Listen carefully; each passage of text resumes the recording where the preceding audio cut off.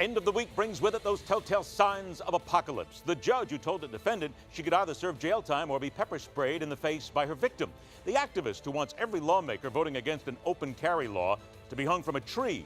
And the father who was unconcerned when police told him that his 2-year-old son was found stark naked in the middle of the street with a pit bull on a leash.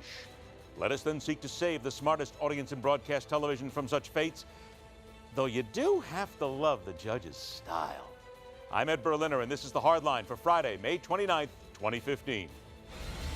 I knew the water would come up. We'd seen it come up, but I didn't expect it to be past the sidewalk.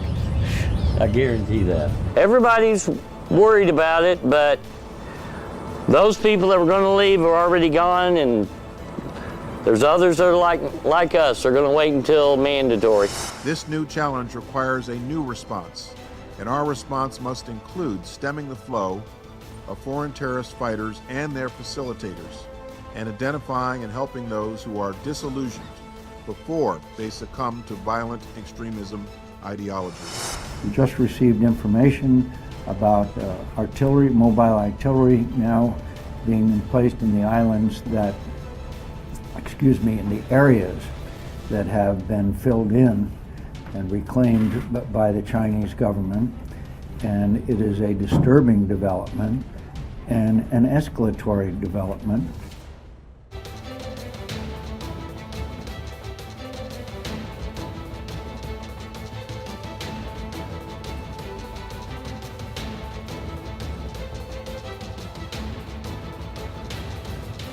Attacks is an enormous concern, an enormous security challenge, and it really demonstrates how we need to become much more nimble in our responses. There are terrorists in America. Let's not be naive here. They may not be flowing over the Mexican border or being airdropped in just the other side of Canada, as some of the conspiratorial nuthammers have been claiming, but they are here, many times born and raised here, and all are looking to do as much damage as possible to kill people without a second thought. Try as they might, the feds cannot keep up with their growing ranks, and they need help. That assistance has to come from the same arm of law enforcement, which at the moment is undergoing its own, somewhat tumultuous time. The locals. Just the facts, ma'am. Ron Hosko is president of the Law Enforcement Legal Defense Fund and former assistant at the Criminal Investigation Division of the FBI. And John Cardillo is a former officer in the New York City Police Department and now a widely read investigative blogger. Gentlemen, I thank you both for joining us. And Ron, I'm going to begin with you, seeing as you have the experience in the FBI. Just to hear them come out and say that we don't have enough resources to monitor the interactions of terrorists on social media is frightening to some people, because they thought, wait a minute, we thought our federal government had enough law enforcement to do this. Well, I wish that was the case each and every time, Ed, but it's not. I think what you've seen and heard the FBI director start to make reference to is really what needs to go on an ongoing basis. This threat from radical terror groups is a generational threat. The FBI has finite resources, and the FBI is far better off when they are fully engaged with state and local law enforcement partners, the intelligence community, to just expand the number of eyes and ears that are paying attention to this threat, which is very, very real. It has metastasized. This is not the Al-Qaeda of 15 years ago. It's a different threat. It has different dimensions to it, and it is very concerning. Is it more dangerous than the Al-Qaeda of 15 years ago? Well, that remains to be seen. I don't think that the FBI sees the likelihood of a big 9/11 style attack.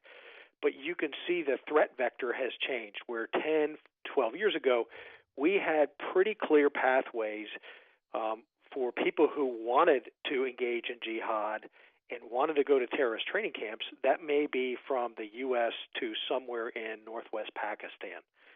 And we in the intelligence community had pretty good understanding of the communications methodologies and the travel pathways. But now that threat has changed, and it's shifted to where the recruitment is on your computer. You don't have to go to Waziristan or the FATA area of Pakistan to learn about terrorist tactics. You can read Inspire magazine. You can go to terror websites. You can go to terror talk forums. And that changes this threat, so that everybody is vulnerable. People in middle America, kid sitting in his basement who's angry and disaffected, can be called to the rocks, the siren song of ISIS, by turning on his computer and navigating his way around. So, it's very concerning. John, let's ask this then, from the local law enforcement side of things, because that's what the FBI is saying. Look, we just can't handle this anymore. We need you guys and gals on the ground to basically do it for us, or at least help us in that sense. But does local law enforcement have enough what they need? Because let's face it, in places like New York, Chicago, LA, even they're stretched thin right now just dealing with standard crime. Well, no, and I have to say I pretty much agree with every word Assistant Director Hosko said. This is nothing new. There is precedent for this, Ed. There's a United States Marshals task forces, DEA task forces, ATF task forces. And like the Assistant Director said, the threat vector has changed and law enforcement needs to change with it.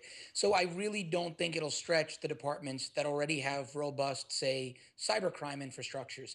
There's really no reason. In fact, it's very logical to develop cybercrime task forces in conjunction with federal law enforcement partners. But what you're talking about here is cybercrime. Let's make it very clear here that we're talking about an area of crime that in many ways has snuck up on a lot of people, because a couple of years ago we weren't talking much about cybercrime, and now we have William Bratton, the commissioner of the NYPD, saying he wants to add 450 more officers to the counterterrorism unit there.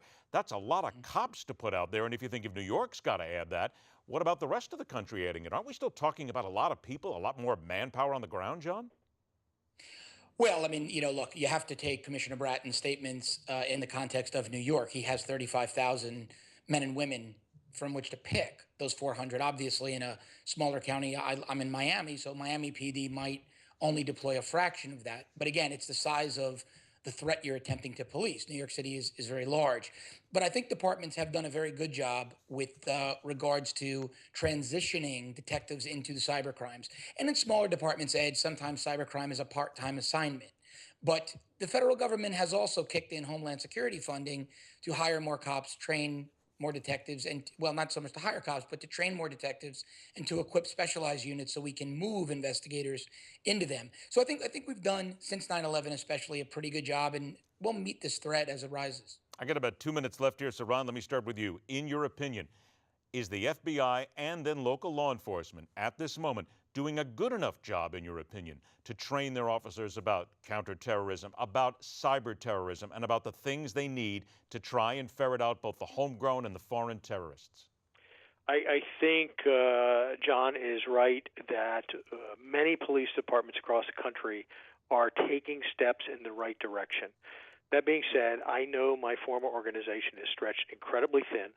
The cyber threat around our country, and that involves both cyber crimes, where somebody's trying to steal your financial information or steal your money, and intrusions that are much more nefarious, that is, our foreign nation states trying to steal our intellectual property, steal the blueprints to our bombers and our fighters and our infrastructure, is incredibly difficult to break because of the open pathways. That threat has exploded in the recent few years. And we are collectively playing a game of catch-up, and we're not even close.